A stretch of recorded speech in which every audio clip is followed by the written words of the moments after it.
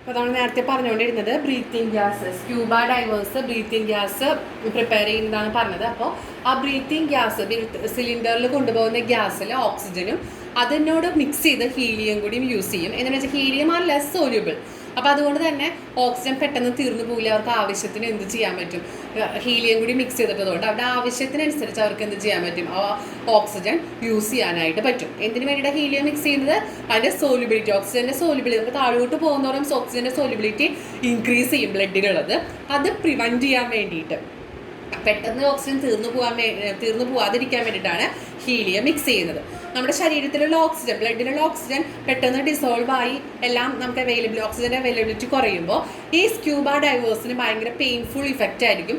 ആ painful effect, ആ medical കണ്ടീഷനെ പറയുന്ന പേരാണ് ബെൻറ്റ്. എന്താണ് പറയുക? ബെൻറ്റ്. ഓക്കെ.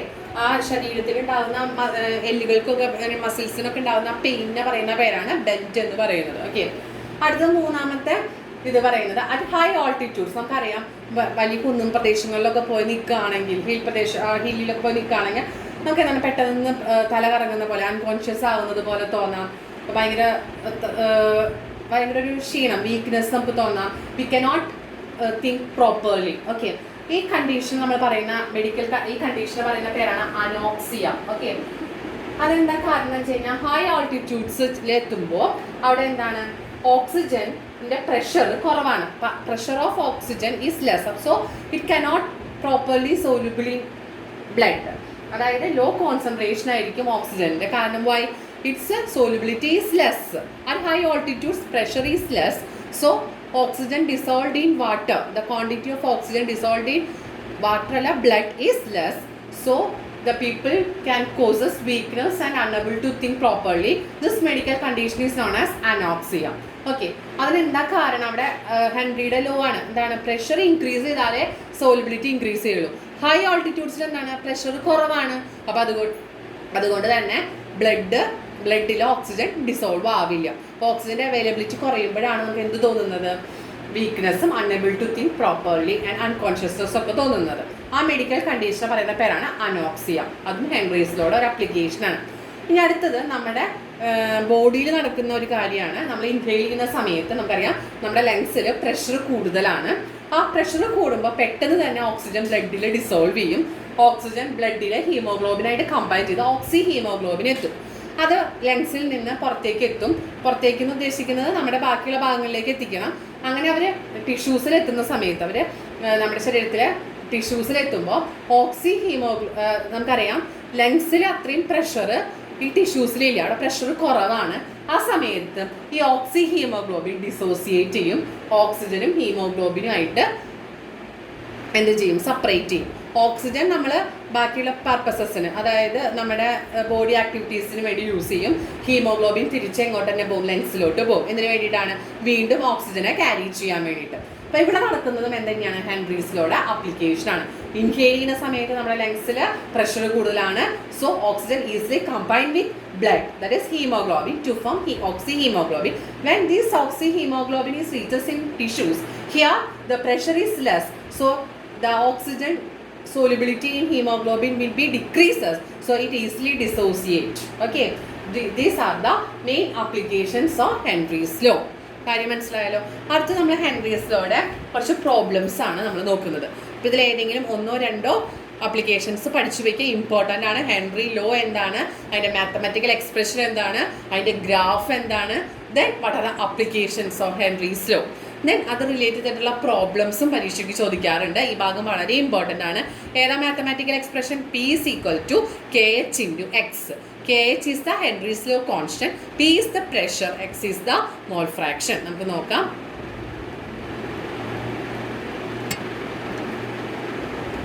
ക്വസ്റ്റ്യൻ വായിക്കാം. When nitrogen gas is passed through water at 293 Kelvin, okay, how many moles of N2 would dissolve in 1 liter water?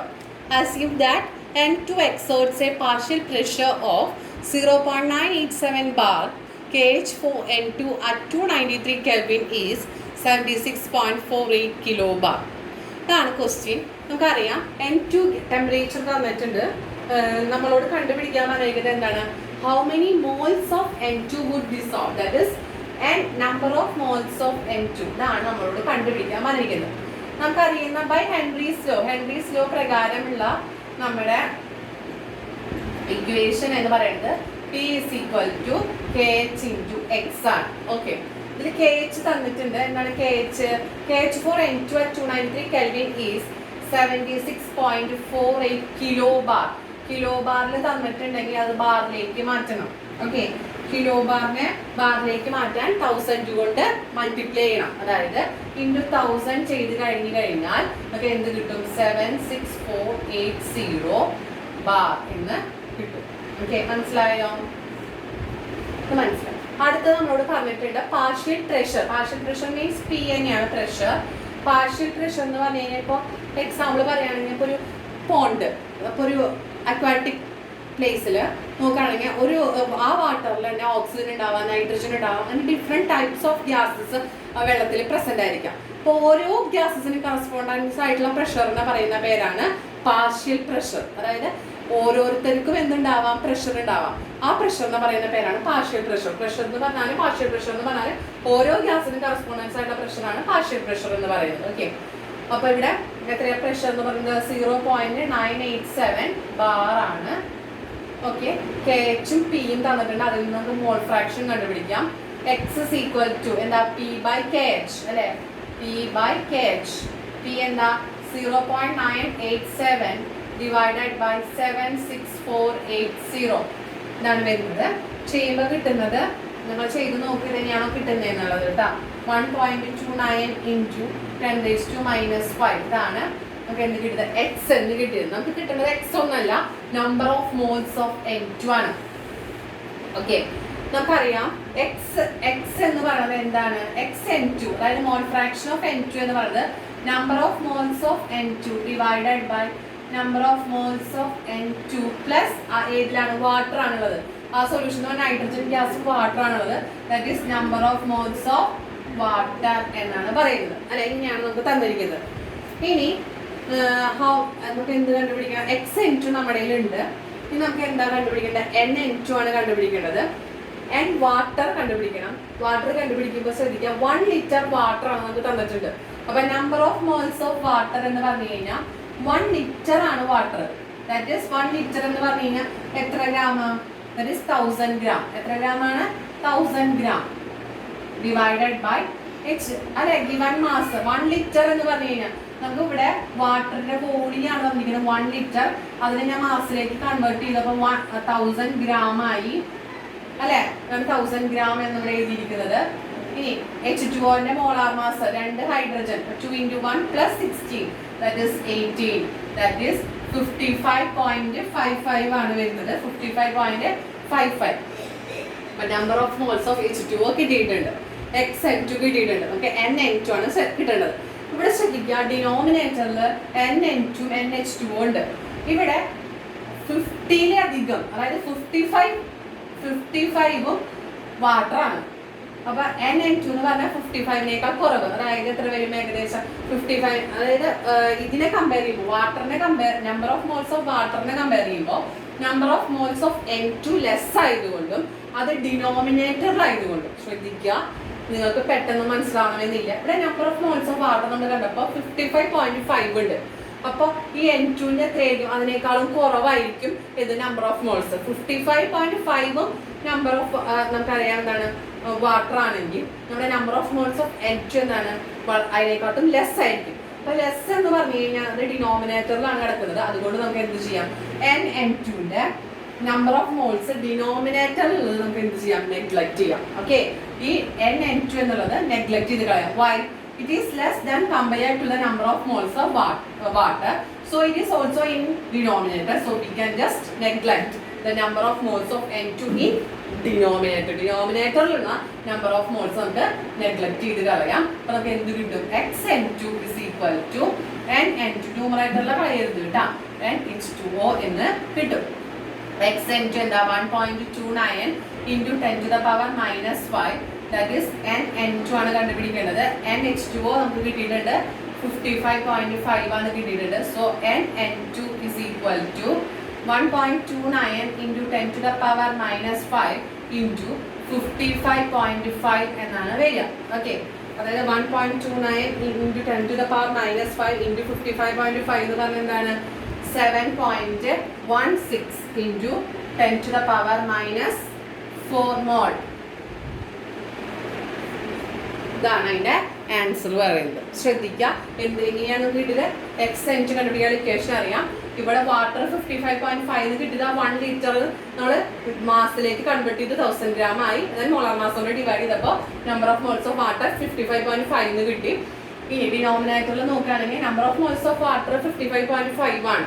അപ്പോൾ അതിനെ കമ്പയർ ചെയ്യുമ്പോൾ ഇത് വളരെ ലെസ് വാല്യൂ ആയിരിക്കും. അത് ഡിനോമിനേറ്റർ ആയതുകൊണ്ട് നമ്മൾ ഇത് നെഗ്ലക്ട് ചെയ്തു. ഓക്കെ, ഇത് നെഗ്ലക്ട് ചെയ്തു. പക്ഷെ മോളിൽ തന്നെ നെഗ്ലക്ട് ചെയ്തിട്ടില്ല. അത് അങ്ങനെ തന്നെ വെച്ചിട്ട് നമ്മൾ number of moles of N2 കണ്ടുപിടിച്ചു. ഓക്കെ, അപ്പോൾ ഈ ക്വസ്റ്റ്യൻ മനസ്സിലായാലോ? അടുത്തൊരു ക്വസ്റ്റ്യൻ ചെയ്യാം.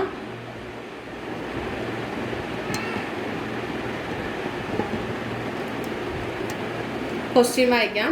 The solubility of H2S gas in water at STP is 0.195 molar.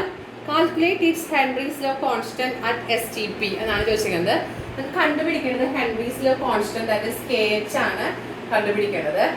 By Henry's law പ്രകാരം നമുക്കറിയാം എന്താ ഇക്വേഷൻ? ഹെൻറീസ് ലോ ഇക്വേഷൻ എന്താണ്? P is equal to KH into X ആണ്. Solubility of H2S gas in water തന്നിട്ടുണ്ട്. Solubility എത്രയാണെന്ന് പറയണേ? അതായത് molality ആണ് തന്നിരിക്കുന്നത്. Molality that is 0.195 molar. എന്താ മൊളാലിറ്റി എന്ന് പറഞ്ഞാൽ? 0.195 മോള് ഏതാണ്? H2S ഗ്യാസ് 1 കിലോഗ്രാം വാട്ടറിൽ ഡിസോൾവ് ചെയ്തിരിക്കുന്നു. ഇതാണ് മൊളാലിറ്റി എന്ന് പറയുന്നത്. അപ്പൊ കണ്ട, ഓരോന്നും നമ്മൾ ഓരോ കാര്യങ്ങളും മനസ്സിലാക്കണം. 1 കിലോഗ്രാം എന്ന് പറഞ്ഞാൽ എത്രയാണ്? 1000 ഗ്രാം അല്ലെ? നമ്മൾ എപ്പോഴും എടുക്കേണ്ടത് 1000 ഗ്രാം. 1 കിലോഗ്രാം എന്ന് പറഞ്ഞാൽ 1000 ഗ്രാം ആണ്. അപ്പൊ നമുക്കറിയാം number of moles of H2S നമുക്ക് കിട്ടി. എത്രയാ? 0.195 മോൾ എന്ന് കിട്ടി. ഓക്കെ, അറ്റ് STP എന്നിവിടെ നമ്മളോട് പറഞ്ഞിട്ടുണ്ട്. കേട്ടോ, അറ്റ് STP എന്ന് പറയുന്നത്, STP എന്ന് പറഞ്ഞാൽ എന്താ? Standard temperature and pressure. അതായത് pressure, standard temperature and pressure STPയിലായതുകൊണ്ട് അറ്റ് STP എന്ന് പറഞ്ഞിട്ടുള്ളത് കൊണ്ട് സ്റ്റാൻഡേർഡ് ടെമ്പറേച്ചർ ആൻഡ് പ്രഷർ എത്രയായിരിക്കും? 1 ബാർ. Temperature 273 kelvin. അതാണ് നമ്മൾ പറയുന്നത്. അപ്പം പ്രഷർ അത് STPയിലായതുകൊണ്ട് പ്രഷർ 1 ബാർ ആണെന്ന് മനസ്സിലാക്കണം. ഇങ്ങനെയായിരിക്കും ക്വസ്റ്റ്യൻസ് തരിക. ഇമ്പോർട്ടൻ്റ് ആയിട്ടുള്ള ക്വസ്റ്റ്യൻ നിങ്ങൾ മനസ്സിലാക്കണം. STP എന്ന് പറയുമ്പോൾ പ്രഷർ 1 ബാർ ആണ്, ടെമ്പറേച്ചർ 273 കെൽവിൻ ആണെന്നൊക്കെ മനസ്സിലാക്കണം. Okay, number of moles molality ആണ് തന്നിരിക്കുന്നത്. കാരണം സ്മോൾ ലെറ്റർ M കൊണ്ടാണ് ഡിനോട്ട് ചെയ്തിരിക്കുന്നത്. അതായത് അത് പറഞ്ഞതിൻ്റെ അർത്ഥം 1 കിലോഗ്രാം വാട്ടറിലാണ് ഡിസോൾവ് ചെയ്തിരിക്കുന്നത് അല്ലെ? Number of moles of H2S കിട്ടി. നമുക്ക് നമ്പർ എക്സ് കണ്ടുപിടിക്കണം, മോൾ ഫ്രാക്ഷൻ കണ്ടുപിടിക്കണം. അതിന് നമുക്ക് number of moles of water വേണം. വാട്ടർ എന്ന് പറഞ്ഞാൽ 1000 ഗ്രാം ആണ് ഡിവൈഡഡ് ബൈ ഗിവൺ മാസ് കിട്ടിയിട്ടുണ്ട്. Given mass divided by molar mass that is 80, that is 55.5 mole ആണ്. നമുക്ക് number of moles of H2O കിട്ടും. ഇനി നമുക്ക് എന്താ? P കിട്ടിയിട്ടുണ്ട്. എക്സ് ആണ് കണ്ടുപിടിക്കേണ്ടത്. അതിന് നമുക്ക് എന്താ വേണ്ടത്? എക്സ്, മോൾ ഫ്രാക്ഷൻ ആണ് വേണ്ടത്. എക്സ് H2S എന്ന് പറയുന്നത് എന്താണ്? NH2S divided by NH2S plus N water എന്നാണെന്ന് അറിയാം. ഓക്കെ, എക്സ് ആണ് നമുക്ക് കണ്ടുപിടിക്കേണ്ടത്. XH2S is equal to NH2S എത്രയാണെന്ന് കിട്ടിയിട്ടുണ്ട്? 0.195 മോൾ. അത് മൊളാലിറ്റി എന്ന് മനസ്സിലായി. ഇനി NH2O 55.5 ആണ്. ഞാൻ നേരത്തെ പറഞ്ഞു 50, അതായത് 15 എബവ് ആണ് വാട്ടർ. അപ്പൊ H2Sന്റെ നമ്പർ ഓഫ് മോൾസ് ലെസ് ആയിരിക്കും. അത് ഡിനോമിനേറ്ററിലാണ് കിടക്കുന്നത്. അപ്പൊ അതുകൊണ്ട് ഈ ടേം നമുക്ക് നെഗ്ലക്ട് ചെയ്യാം. ബാക്കി NH2O എന്ന് മാത്രം നമുക്ക് കിട്ടാൻ മതി. ഓക്കെ, എന്തുകൊണ്ടാണ് മനസ്സിലായല്ലോ? അതിന്റെ വാട്ടറിനെ കമ്പയർ ചെയ്യുമ്പോൾ മോള് കുറവായിരിക്കും. ഡിനോമിനേറ്ററിലായിരുന്നു നമുക്ക് നെഗ്ലക്ട് ചെയ്ത് കളയാം. അപ്പൊ XH2S is equal to 0.195 divided by number of moles of water, that is 55.5. That is XH2S is equal to 0.0035 എന്നാണ് നമുക്ക് കിട്ടുന്നത്. XH2S 0.0035 എന്നാണ് കിട്ടുന്നത്. ഇനി നമുക്ക് ഇത് എന്താണ്? KH കണ്ടുപിടിക്കാം. P is equal to KH into X ആണ്. KH എന്ന് പറഞ്ഞപ്പോൾ എന്തായിരിക്കും? P by X. P by X ആണ്. അപ്പോൾ KH is equal to P. P is the pressure. Pressure എത്രയാ? 1 divided by 0.195 0.0035 ആണ്. ദാറ്റ് ഈസ് എത്ര കിട്ടുന്നത് 285.7 ബാർ. KHന്റെ യൂണിറ്റ് എന്ന് പറഞ്ഞത് ബാർ തന്നെയാണ്. 285.7 ബാർ, അതായത് പ്രഷറിന്റെ യൂണിറ്റ് തന്നെയാണ് KHന്റെ യൂണിറ്റ്. മോൾ ഫ്രാക്ഷന്റെ യൂണിറ്റ് ഇല്ല. ഓക്കെ, നമ്പർ ഓഫ് മോൾസിന്റെ യൂണിറ്റ് മോൾ. അപ്പോൾ ഇത്രയും മനസ്സിലായാലോ? ഈ ടൈപ്പ് ക്വസ്റ്റ്യന് മനസ്സിലായി. ഞാൻ അടുത്ത ഒരു ടൈപ്പ് ക്വസ്റ്റ്യനും കൂടി ചെയ്ത് കഴിഞ്ഞാൽ നമ്മുടെ ഏകദേശം കൺട്രീസിലോ ബേസ് ചെയ്തിട്ടുള്ള പ്രോബ്ലംസ് കഴിഞ്ഞു കേട്ടോ.